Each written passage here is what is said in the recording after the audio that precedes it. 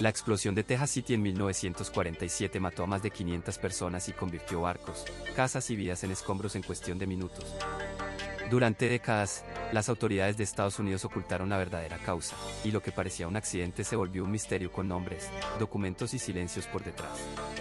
Primero te contaré, en orden claro y sin jerga complicada, qué pasó aquella tarde, cómo llegó al puerto un cargamento peligroso, cómo un fuego aparentemente común se transformó en una detonación gigantesca, y cómo las versiones oficiales cambiaron con el tiempo. Luego veremos por qué se prefirió proteger a empresas y evitar demandas en lugar de enfrentar la verdad, algo que suena a oficina de papeleo, pero tuvo consecuencias mortales, y te mostraré pruebas y testimonios que emergieron décadas después. Para que no quede en abstracto, compararé este caso con tragedias modernas, como la explosión en West Texas, para que entiendas que no es solo historia, son errores que podemos detectar hoy en día. Quédate hasta el final, tendrás fechas clave, explicaciones sencillas, qué era ese fertilizante y por qué puede explotar, explicado como si fuera una sartén que se deja al fuego, y lecciones prácticas para reconocer riesgos en cualquier almacén o puerto.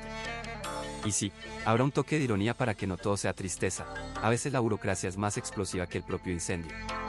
Contexto histórico de Texas City. Cuando comenzaron a crecer las rutas marítimas y los ferrocarriles en la costa del Golfo, la ubicación de Texas City se volvió estratégica. El puerto ofrecía acceso directo a grandes rutas comerciales y a los yacimientos petrolíferos cercanos. La ciudad pasó de ser un punto pequeño en la costa a un centro logístico donde barcos, trenes y camiones convergían para mover materias primas y productos terminados. Esto atrajo empresarios y trabajadores, y con ellos llegaron refinerías, astilleros y plantas químicas que buscaban aprovechar la cercanía al mar y las vías de transporte. La llegada masiva de la industria petrolera cambió el paisaje urbano. Refinerías y plantas petroquímicas surgieron alrededor del puerto, muchas veces pegadas unas a otras. Los trabajadores que llegaban buscaban viviendas cerca del empleo, y así barrios residenciales crecieron junto a instalaciones industriales. En la práctica, eso significaba que almacenes de materiales peligrosos, silos y muelles quedaron muy cerca de escuelas y comercios, una mezcla poco prudente pero común en ciudades en rápido desarrollo. Durante periodos de alta demanda, la producción y el transporte de productos como fertilizantes y combustibles se intensificaron. El fertilizante común contiene una sustancia que ayuda a las plantas a crecer, pero si se guarda mucho en un espacio reducido y se mezcla con fuego o golpes puede comportarse de forma peligrosa. Es una idea simple, mucha materia acumulada sin las precauciones adecuadas es una receta para problemas. Es como llenar la cocina de polvo de harina mientras se cocina a altas temperaturas, y luego sorprenderse cuando salta una chispa. La cultura industrial de la época tendía a priorizar la producción sobre la prevención. Las normas de seguridad todavía estaban en desarrollo y muchas empresas operaban con procedimientos improvisados. Los servicios locales de emergencia no siempre estaban preparados para incidentes a gran escala en plantas químicas o muelles cargados. Además, el tráfico constante de barcos y camiones aumentando la carga logística multiplicaba las oportunidades de error. En resumen, la combinación de industrias pesadas, almacenamiento masivo y proximidad residencial creó un entorno donde un accidente podía tener consecuencias muy amplias. Ese pasado dejó huellas que se sienten hoy. Las experiencias acumuladas impulsaron cambios en cómo se diseñan puertos, cómo se almacenan sustancias peligrosas y cuánta separación debe existir entre fábricas y barrios. También generaron memoria colectiva y lecciones prácticas para otras ciudades con industrias pesadas, mejor señalización, planes de evacuación y mayor entrenamiento para bomberos. Y aunque suene un poco irónico, muchas lecciones se aprendieron de mala manera. La historia local demuestra que la seguridad suele mejorar justo después de que todos admiten que se hubiera podido hacer mejor. La explosión y el caos inicial. Un barco cargado con nitrato de amonio empezó a arder en el muelle, y aquello fue el inicio de algo que nadie estuvo preparado para manejar. El nitrato de amonio es, en palabras sencillas, un polvo que se usa como fertilizante pero que bajo calor y presión puede comportarse como una bomba. Pensemos en una bolsa enorme de polvo inflamable. Si se calienta mucho y no puede dispersarse, explota. Eso ayuda a entender por qué un fuego aparentemente controlable se volvió catastrófico en pocos minutos. Las alarmas sonaron, los bomberos llegaron y la gente intentó apagar las llamas con mangueras y cubos. Algunas acciones fueron eficaces, otras no. Pronto quedó claro que el fuego estaba muy cerca de la carga peligrosa y que las medidas habituales no bastaban. Se ordenaron evacuaciones alrededor del puerto, pero no todos pudieron salir a tiempo. Un silencio tenso se transformó en pánico en segundos. Luego vino una detonación tremenda que lo cambió todo en un instante. La onda de choque rompió ventanas a gran distancia, arrancó puertas y lanzó escombros como si fueran proyectiles. Después del estallido todo fue confusión completa. Hubo incendios en otros barcos y en depósitos cercanos. El fuego se alimentó de gasolina, aceite y materiales almacenados. Los hospitales se llenaron enseguida, no había camas suficientes y los médicos improvisaron trilla en el suelo de la sala de emergencias. Personas con quemaduras, heridas por cristales y huesos rotos llegaban una tras otra. Vecinos que habían ido a ayudar se encontraron buscando entre montones de escombros por familiares o conocidos. Voluntarios traían sábanas limpias y agua, algunos se convirtieron en camilleros sin experiencia. El humo cubrió la ciudad como una sábana negra. La comunicación falló en muchos puntos, la gente escuchaba rumores y se difundieron historias contradictorias que aumentaron el desconcierto. En las calles se escuchaban sirenas, gritos y órdenes solapadas. La logística no daba abasto y muchos recursos tuvieron que redistribuirse sobre la marcha. A pesar del horror hubo actos de valentía, vecinos que entraron en edificios a rescatar personas, trabajadores portuarios que hicieron cadenas humanas para sacar a los heridos, y médicos que atendieron sin descanso. Todo esto, en conjunto, pintó una escena de caos que combinó sorpresa, improvisación y tragedia. Y, para aligerar un poco el tono, quedó claro que nadie en su sano juicio iba a proponer encender una parrilla aquel día. Primeras teorías sobre la causa. Al principio los relatos hablaban de un fuego pequeño que se salió de control en la bodega de un barco cargado de fertilizante. Testigos dijeron haber visto humo que parecía provenir de sacos que se calentaban, y pronto surgieron explicaciones sencillas: un cigarrillo mal apagado, una chispa de la maquinaria del muelle o una fricción accidental al mover la carga. La gente lo comparó con dejar una fogata sin atender, algo que empieza chico puede volverse enorme si no se actúa a tiempo. Poco después, las explicaciones se hicieron más técnicas, pero explicadas en palabras simples. Algunos expertos propusieron que el fertilizante puede calentarse solo si está sucio, húmedo o apilado de forma inadecuada. Es como cuando un montón de hojas mojadas se calienta por dentro y huele raro. No es magia, es calor que se acumula. También se barajó la posibilidad de que mezclas con otras sustancias, como polvo de carbón o aceite, hubieran aumentado el riesgo, lo que sería similar a mezclar líquidos inflamables en una cocina y provocar una llamarada. No faltaron las teorías sobre causas externas. Algunos hablaban de sabotaje, otros mencionaban un rayo o una chispa eléctrica que prendió algo. Rumores hubo muchos. Y claro, cuando la gente busca culpables rápidos, las explicaciones sencillas y dramáticas circulan más rápido que la verdad. Un ejemplo cotidiano: si un vecino pierde una luz y luego hay un incendio, la primera idea suele ser que alguien hizo algo intencional, aunque luego resulte que fue un fallo eléctrico. Finalmente también se señaló el factor humano: malas prácticas de almacenamiento, falta de medidas de seguridad y poca formación entre el personal. Guardar material sensible cerca de fuentes de calor o no ventilar bien una bodega es pedir problemas. Es como dejar una botella de gasolina cerca de una estufa caliente.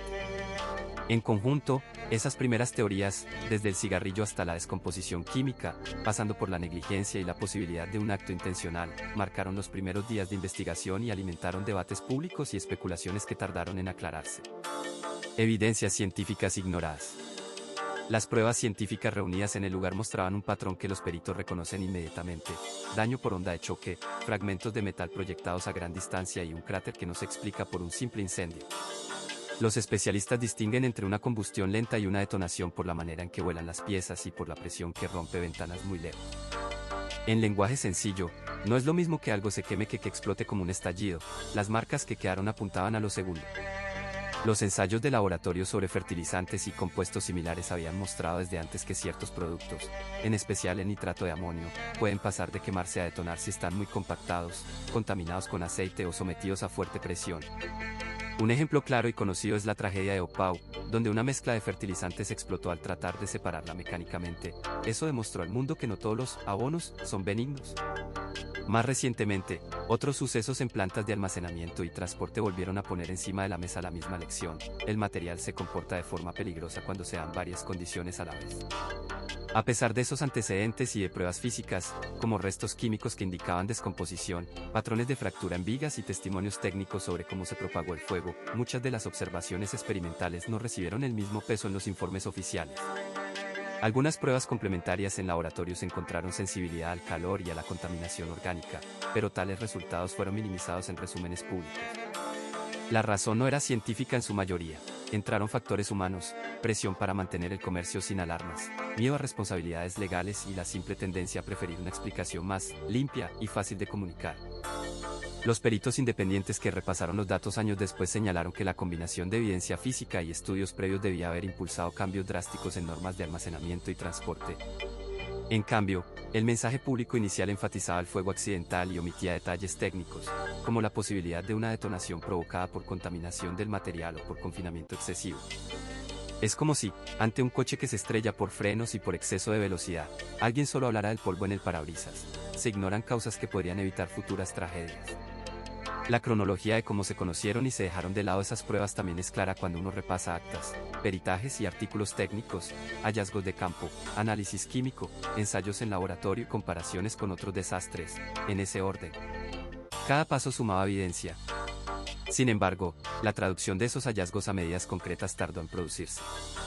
Resultado, lecciones científicas que llegaron tarde y que tuvieron que repetirse en posteriores investigaciones y reformas. Al explicar esto en palabras llanas, si la ciencia decía que un material podía explotar bajo ciertas condiciones y las pruebas en el sitio confirmaban señales de explosión, ignorarlo no era falta de conocimiento sino decisión. Y las decisiones se toman por razones prácticas y políticas, no siempre por amor a la verdad. A veces se guarda un informe por burocracia, otras, por comodidad. Un día alguien tendrá que admitir que se prefirió evitar el papel incómodo en lugar de cambiar la práctica peligrosa. Y sí, suena más cómico decir que el informe se perdió, como calcetines en la lavadora, pero la consecuencia no lo fue. Intereses industriales y económicos.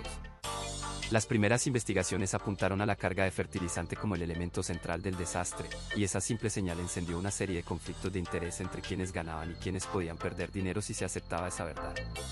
Fabricantes de fertilizantes, navieras que transportaban la mercancía, refinerías cercanas y autoridades portuarias compartían un mismo temor: admitir que un producto comercial corriente podía provocar una catástrofe implicaba costes inmediatos y reformas costosas.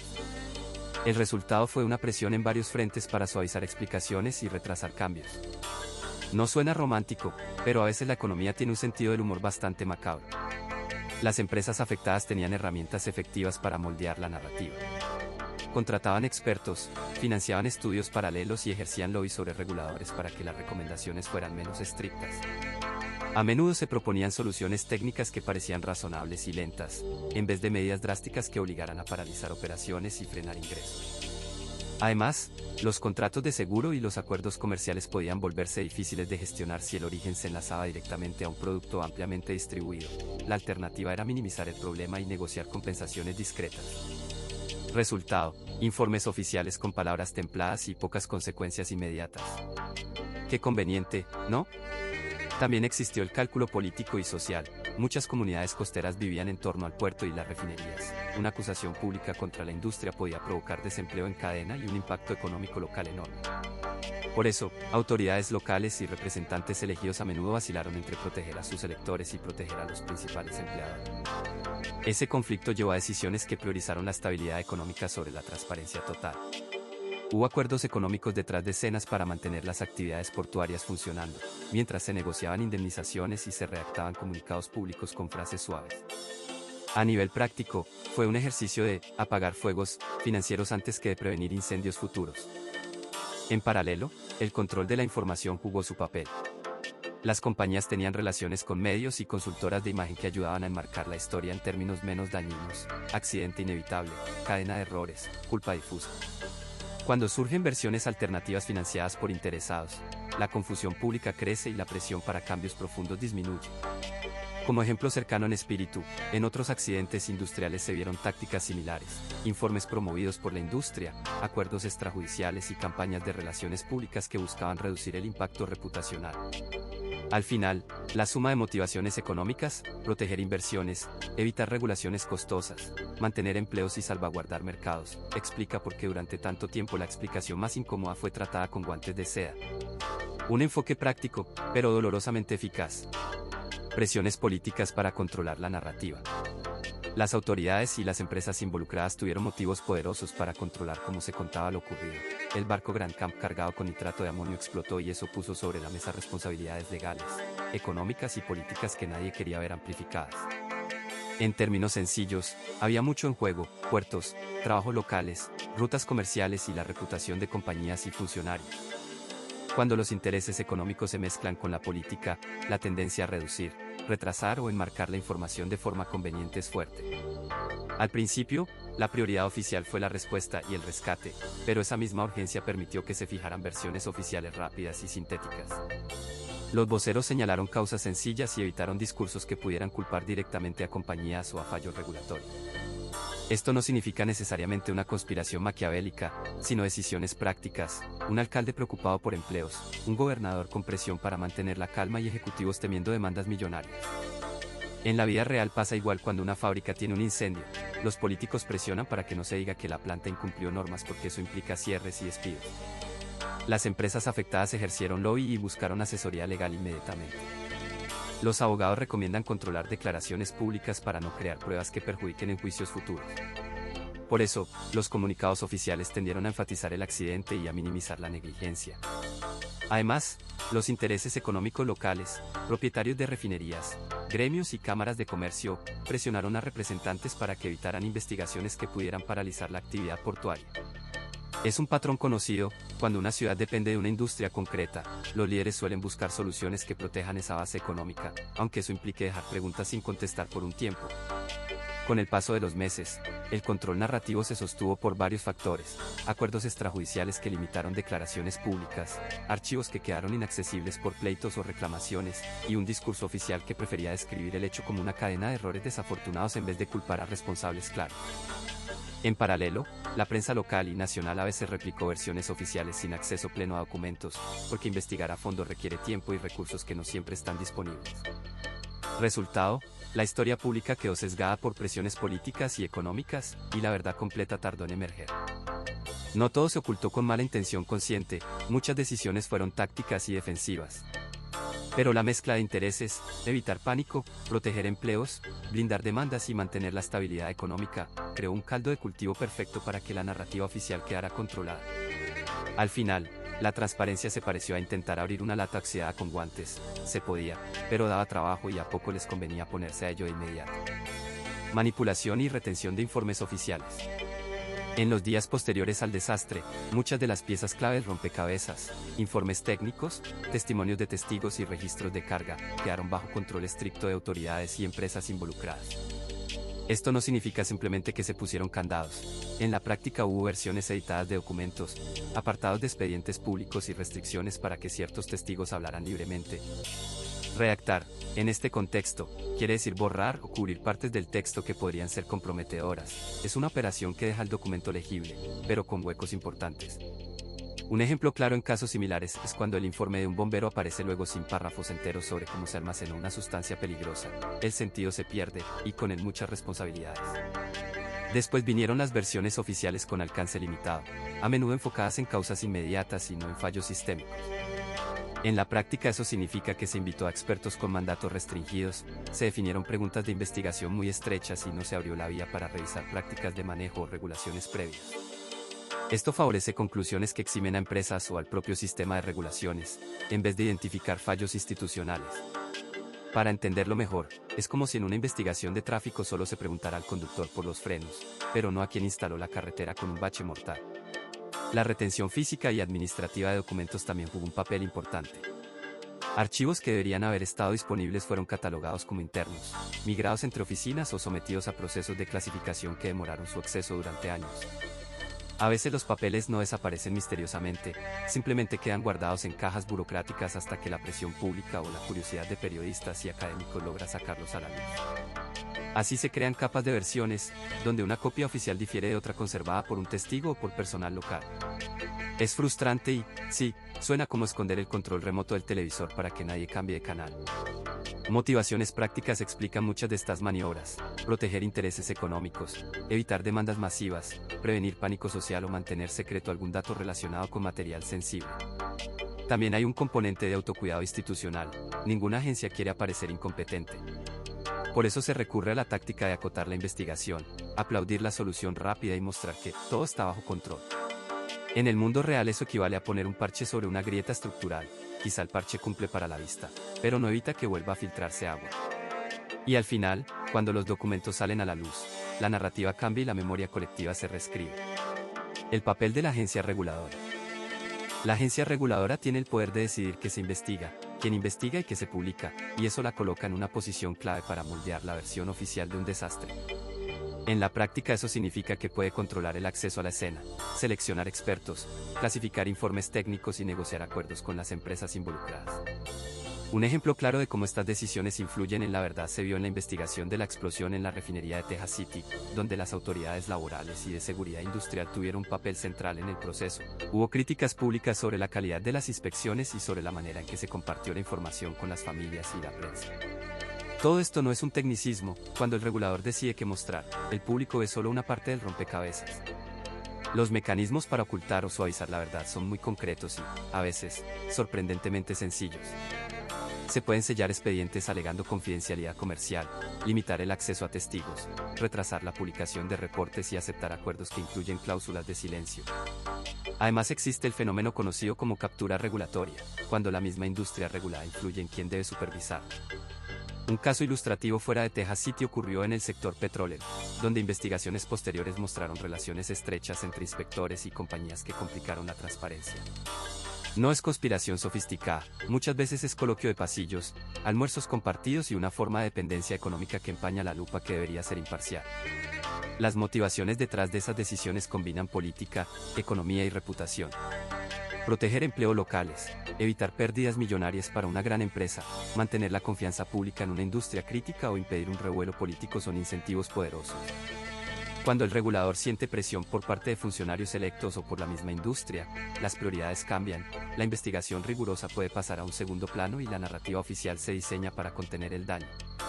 Con frecuencia se prefiere una explicación sencilla y tranquilizadora antes que un análisis completo que revele fallos sistémicos, porque la segunda opción exige cambios costosos y responsables que nadie quiere firmar de inmediato. La falta de transparencia no suele ser instantánea, se desarrolla en etapas previsibles.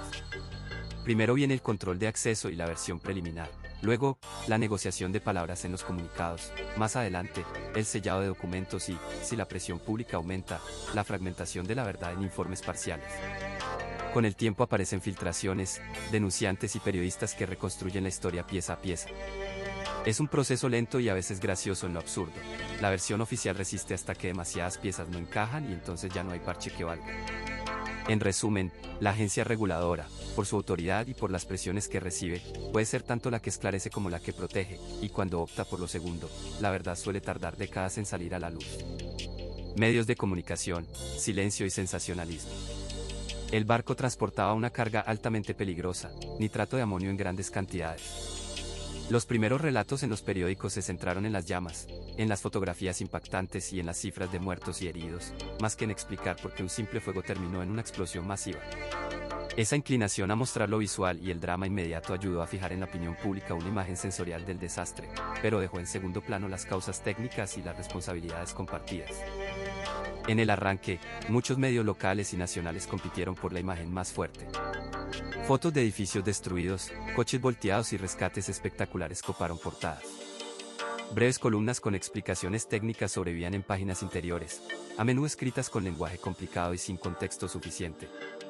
El resultado fue que la narrativa dominante pasaba por la emoción y el horror, no por la investigación sistemática sobre fallos de seguridad, prácticas portuarias o decisiones empresariales que podían haber evitado la tragedia. La presión política y comercial también jugó su papel. Cuando hay intereses económicos y reputaciones en juego, los comunicadores se enfrentan a advertencias, a fuentes oficiales que controlan la información y, en ocasiones, a demandas implícitas de prudencia. Periodistas con pocos recursos y plazos ajustados tienden a repetir comunicados oficiales en lugar de cavar más hondo. Así, la versión pública se vuelve más simple: ocurrió una explosión terrible. Las preguntas difíciles quedan para después, y muchas veces ese después no llega pronto. Con el paso del tiempo, la mezcla de silencio selectivo y sensacionalismo produjo un olvido parcial. La explicación técnica se volvió compleja para el público y las versiones mediáticas anteriores funcionaron como una suerte de narrativa oficial no cuestionada. Más tarde surgieron investigaciones periodísticas y académicas que reconstruyeron mejor los hechos, pero durante años la gente recordó las imágenes y no las causas. Un poco irónico, lo que vende periódicos a veces también tapa la información que más ayudaría a que no se repita la tragedia. Historias de denunciantes y sus riesgos. Los trabajadores que alertan sobre riesgos graves en plantas y puertos suelen enfrentar una cadena de reacciones que reduce su capacidad para hacer oír la verdad. Primero, detectan el problema: un olor extraño, una fuga, contenedores mal etiquetados o procedimientos ignorados. Luego lo comunican internamente, a veces nadie responde, otras veces la respuesta es minimizar el asunto para evitar interrupciones en la producción. Las leyes federales en Estados Unidos, como las que administra OSHA, ofrecen canales para denunciar y protecciones formales, pero en la práctica esos mecanismos no siempre actúan con rapidez o eficacia. Esto significa que una persona que quiso prevenir un desastre puede verse atrapada entre reglas lentas y superiores que priorizan negocios sobre seguridad. La siguiente fase suele ser la más dura para el denunciante: la presión y las represalias. Despidos, cambios de turno, asignaciones aisladas y sutiles campañas para dañar la reputación son ya clichés tristemente reales. También hay riesgos físicos. En industrias peligrosas, enseñar que uno sabe demasiado puede convertir a una persona en blanco de amenazas. En muchos casos los denunciantes optan por documentar todo por escrito y buscar apoyo sindical o legal. Cuando las vías internas fallan, algunos recurren a agencias regulatorias o a la prensa, otras veces ni eso alcanza, porque la información queda estancada en oficinas que priorizan acuerdos y confidencialidad. Un orden cronológico claro ayuda a entender por qué la verdad puede quedar oculta: primero la observación y la queja, después la respuesta empresarial o institucional, luego la reacción contra quien denunció, y finalmente, si todo sale bien, la atención pública que obliga a investigar. A lo largo de ese camino hay momentos en que la denuncia se transforma en una batalla por pruebas: registros desaparecidos, grabaciones no autorizadas que no se reconocen, testigos que se sienten intimidados.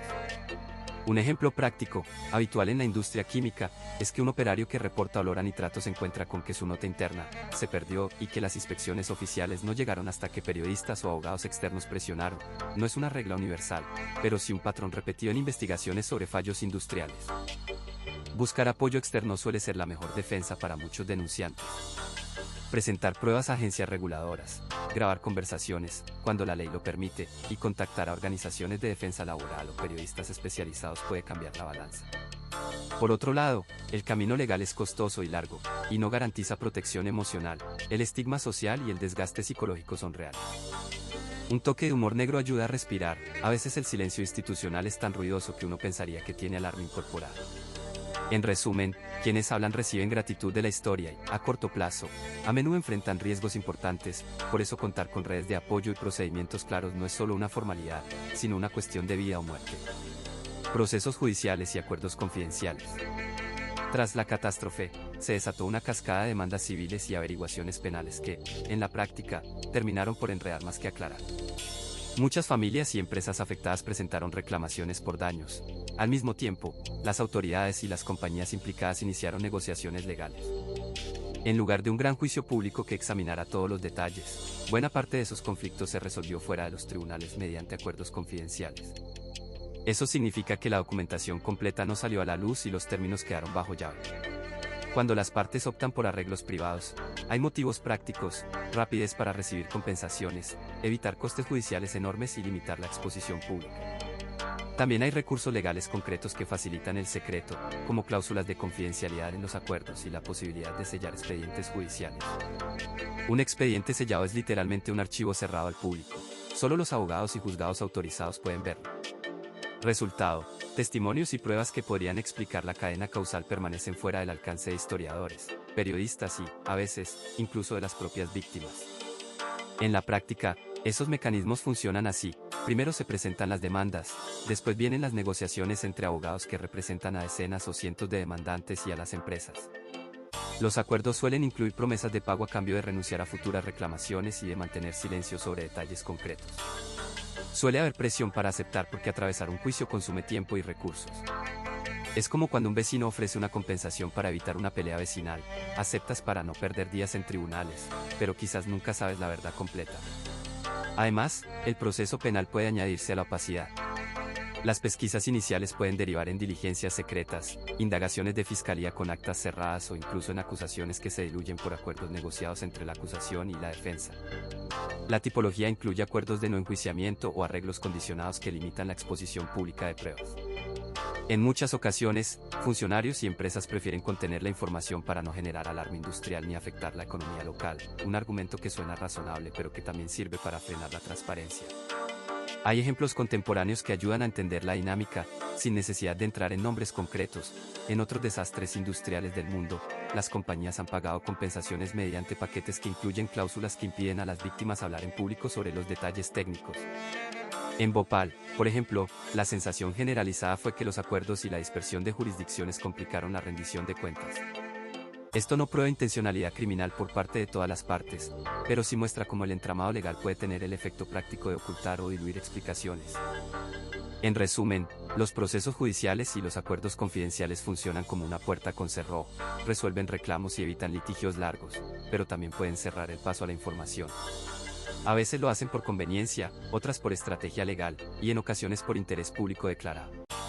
El resultado, sin embargo, es que la verdad completa sobre las causas queda fragmentada, enterrada entre expedientes sellados y cláusulas que impiden contar lo que realmente pasó. Y en cuestiones tan graves, eso equivale a dejar muchas preguntas sin respuesta, mientras todo el mundo firma y se marcha. Impacto en la salud pública y medioambiental. La explosión dejó heridas visibles e invisibles. A nivel visible hubo quemaduras, huesos rotos por la onda expansiva y personas cortadas por cristales. A nivel invisible, muchas personas aspiraron polvo y humos que irritaron gravemente las vías respiratorias. Los hospitales locales se vieron desbordados y los médicos describieron un aumento claro de pacientes con dificultad para respirar y ojos irritados, lo que obligó a priorizar urgencias y a retrasar otras atenciones. En pocas palabras, la primera respuesta fue salvar vidas, pero también quedó claro que el aire y el agua habían cambiado su menú de contaminantes. Después de la emergencia inicial aparecieron problemas ambientales más silenciosos pero persistentes. Suelos cubiertos de escombros y residuos químicos dificultaron la agricultura urbana y los huertos caseros dejaron de ser seguros sin una limpieza adecuada. Vecinos notaron malos olores en las zonas cercanas y algunos pozos de agua presentaron cambios de sabor o turbiedad. Pescadores y personas que vivían en la costa reportaron disminuciones en la pesca y, en ocasiones, peces muertos o con aspecto anómalo, lo que puso en riesgo medios de vida. El agua que bebían muchas familias tuvo que ser analizada o sustituida por camiones cisterna mientras se evaluaba la contaminación. La salud pública no solo sufrió por las heridas y la contaminación física, sino también por la atención insuficiente a efectos a largo plazo. Muchas exposiciones a humos y polvos finos no causan síntomas graves de inmediato, pero sí pueden desencadenar problemas crónicos como tos persistente, asma o enfermedades respiratorias que aparecen con el tiempo. Clínicos locales contaron con pacientes que seguían con problemas meses después, y sin información clara sobre qué sustancias estuvieron presentes, los médicos tuvieron que adivinar tratamientos y seguimientos. Esto complicó la detección precoz de casos que requerían rehabilitación y vigilancia médica sostenida. El impacto psicosocial también fue importante y, a veces, subestimado. Familias desplazadas perdieron hogares y pertenencias, y la incertidumbre sobre la seguridad del aire o el agua generó ansiedad. Niños que antes jugaban en la calle desarrollaron miedos al ruido fuerte, algunos padres evitaron que sus hijos comieran productos locales por precaución. Aun cuando suene con un intento de alivio, hasta las mascotas necesitaron atención extra. Hay quien bromeó que hasta los gatos pedían que les revisaran la respiración, pero detrás de la broma había verdad. El estrés comunitario fue real y palpable. La falta de transparencia sobre las causas y el alcance de la contaminación agravó todo lo anterior. Sin información clara la población no supo qué evitar, ni los médicos qué síntomas seguir con más atención, ni las autoridades dónde priorizar la limpieza. Ejemplos prácticos: jardines que siguieron usándose hasta recibir advertencias, alimentos locales que se consumieron por semanas antes de que se recomendaran controles, y trabajadores expuestos que no recibieron vigilancia médica prolongada. A la larga, esto tradujo en retrasos para obtener ayudas, en pérdida de confianza en las instituciones y en una sensación persistente de vulnerabilidad ambiental y sanitaria. Por último, la recuperación ambiental y sanitaria fue un proceso largo y con lecciones claras. La remoción de escombros, el monitoreo del agua y la sanidad de suelo requirieron esfuerzos coordinados.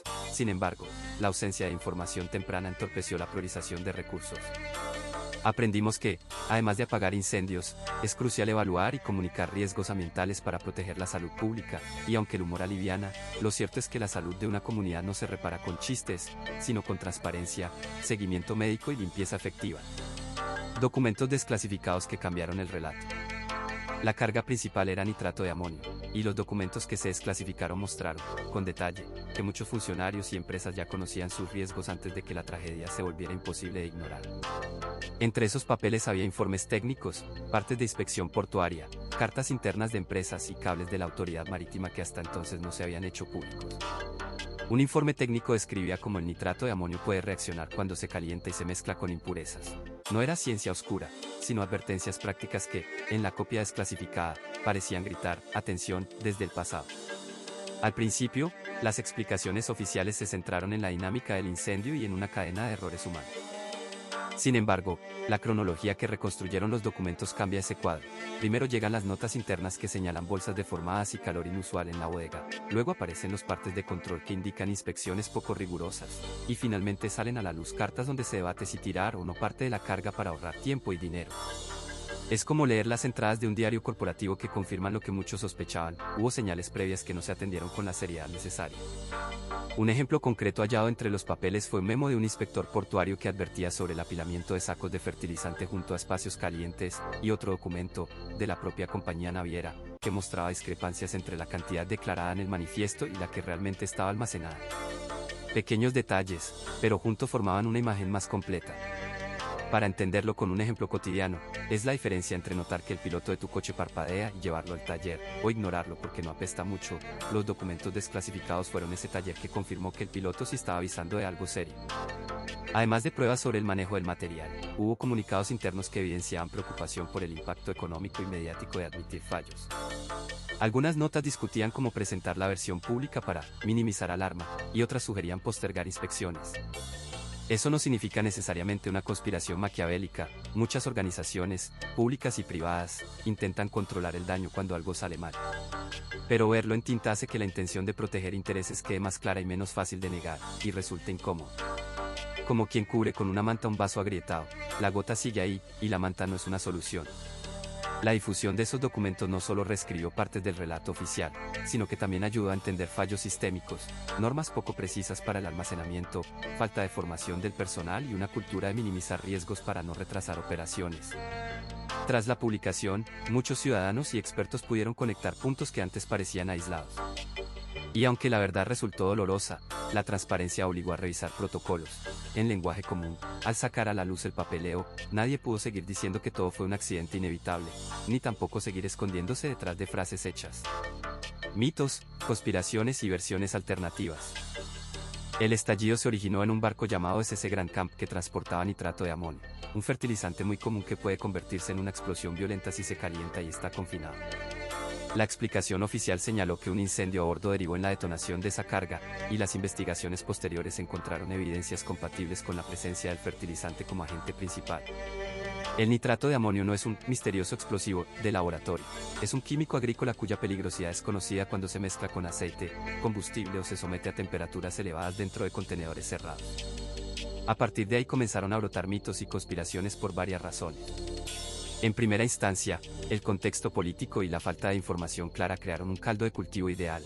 La gente escucha explosión masiva y salta a explicaciones dramáticas, como ataques deliberados o experimentos militares secretos. Algunos afirmaron que fue un sabotaje o un atentado extranjero. Otros sospecharon que a bordo había municiones militares o residuos de la guerra para justificar la magnitud del desastre. Todo ello se vio alimentado por testimonios contradictorios, reportes sensacionalistas y la propia dificultad de describir técnicamente cómo un fertilizante puede provocar una detonación. La posibilidad de ocultamiento por parte de autoridades o empresas también tuvo distintas versiones.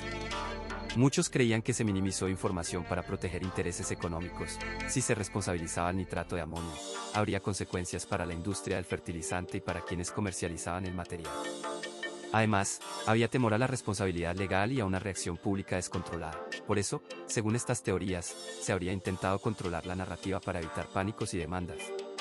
Otro reclamo frecuente fue que el gobierno, temiendo exponer fallas en control portuario o manejo de cargas peligrosas, prefirió emitir comunicados escuetos y retrasar detalles técnicos, lo que alimentó la sospecha más que disiparla. Las versiones alternativas se multiplicaron como enredaderas. Un ejemplo fue la idea de que se había detonado de forma intencional para destruir pruebas o para permitir la reconstrucción urbanística con fines de lucro. Otra teoría decía que la explosión fue resultado de un experimento militar encubierto. Sin embargo, los peritajes posteriores apuntaron a residuos y patrones de daño compatibles con una detonación de fertilizante, no con artefactos militares sofisticados. El contraste entre la evidencia física y las historias dramáticas muestra cómo la falta de comunicación clara actúa como combustible para las teorías. Cuando no se explican los detalles técnicos en términos comprensibles, la imaginación completa los huecos. Al final, la mezcla de ignorancia técnica, intereses corporativos, clima político y periodismo sensacionalista explica por qué los mitos y conspiraciones persistieron durante décadas. Es más fácil y hasta entretenido para algunos pensar en espías y complots que admitir que un producto agrícola, mal gestionado, puede causar estragos. Pero la lección práctica es clara: la transparencia, los informes independientes y explicaciones sencillas evitan que las historias fantásticas ocupen el lugar de la verdad. Y, dicho con un toque de humor, a veces el verdadero villano no es un genio malvado sino un saco de fertilizante que tuvo muy mal día. Periodismo investigativo que reabrió el caso. Reporteros y equipos de investigación comenzaron a revisar archivos que durante años habían quedado en cajas polvorientas, buscando respuestas donde la versión oficial no cerraba. Encontraron declaraciones de testigos que no habían sido incluidas en informes públicos, registros de embarques y notas de puerto que señalaban el contenido peligroso de la carga, fertilizante industrial que, en condiciones equivocadas, actúa como explosivo. Con paciencia y persistencia pidieron documentos mediante la Ley de Libertad de Información, hablaron con familias de trabajadores que nunca fueron escuchadas y cotejaron planos y listas de carga. El rompecabezas empezó a tomar forma gracias a piezas que antes estaban dispersas. Los periodistas no trabajaron solos. Colaboraron con ingenieros y químicos independientes para explicar en palabras sencillas lo que había pasado. El fertilizante, conocido técnicamente como una sal nitrogenada, puede liberar una enorme cantidad de energía si se calienta y está comprimido. Dicho de otro modo, no es pólvora, pero bajo ciertas circunstancias se comporta como una bomba. Para que el público entendiera esto, los reportes usaron ejemplos cotidianos, como una montaña de carbón puede prenderse si se calienta internamente, y recreaciones gráficas que mostraban la secuencia de fuego, calor y detonación, sin abusar de jerga complicada. El camino fue lento y con obstáculos. Muchos documentos vinieron con partes tachadas, otras pruebas parecían haber sido archivadas lejos de la vista pública. Aún así, la presión mediática funcionó. Cada artículo que sacaba a la luz una inconsistencia generaba más llamadas de testigos, más fotografías antiguas y más cajas abiertas en archivos municipales.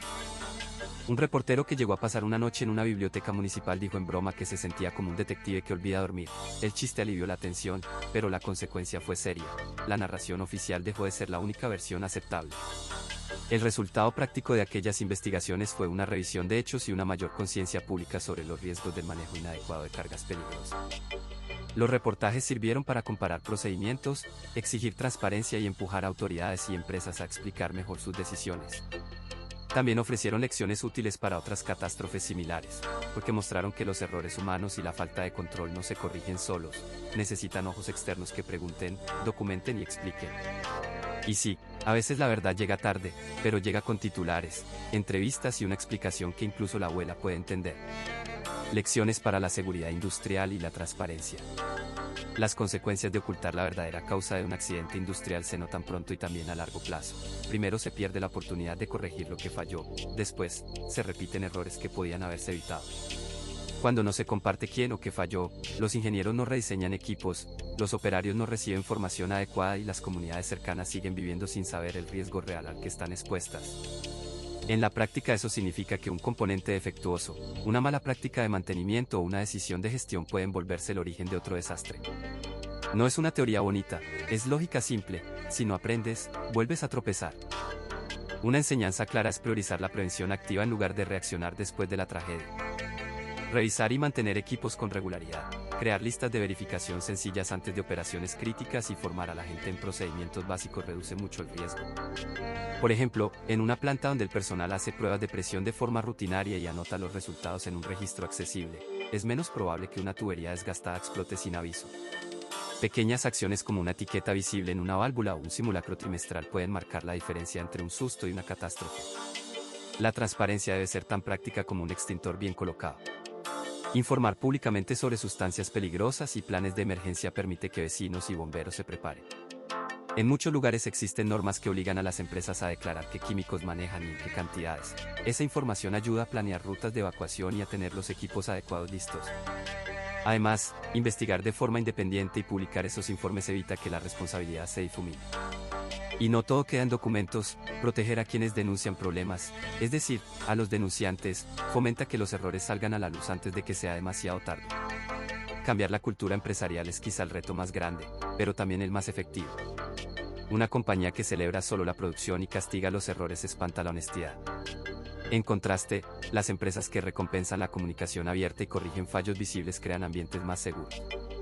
Auditores externos, inventarios claros, registros accesibles y responsabilidades definidas hacen que la seguridad deje de ser algo del departamento de seguridad y pase a ser parte del trabajo diario. Y sí, el humor ayuda, mejor reír por un simulacro que por la ironía de descubrir un problema cuando ya no hay marcha atrás. En resumen rápido, primero, lo que explotó en Texas City no fue un truco de magia ni un rayo que cayó del cielo, sino un cargamento de nitrato de amonio, un fertilizante común que, si se guarda mal y se calienta, puede actuar como una bomba. Segundo, tras la tragedia hubo muertos, destrucción y una respuesta inicial caótica. Tercero, por años las autoridades y algunas empresas minimizaban o escondían información por miedo a demandas, a dañar la industria y a perder confianza pública durante una época tensa. Finalmente, con el paso del tiempo periodistas, familias y documentos desclasificados fueron armando la verdad y forzando cambios en las reglas de seguridad. Si te impresionó la historia, piensa en esto con un ejemplo cotidiano. Guardar muchos sacos de fertilizante húmedo en un almacén caliente es como dejar gasolina junto a una vela. No hace falta ser científico para ver el peligro. Y aunque suene a mal chiste, a veces la verdad tarda más en salir que un café en oficina con impresora rota. Si quieres que sigamos desmenuzando casos parecidos, con testimonios reales, documentos y explicaciones claras, suscríbete, comenta qué parte te sorprendió más y comparte este video con alguien que valore la historia y la seguridad. Pronto traeremos un episodio con historias de sobrevivientes y los documentos que cambiaron todo. Gracias por quedarte hasta el final, tu curiosidad ayuda a que estos errores no se repitan.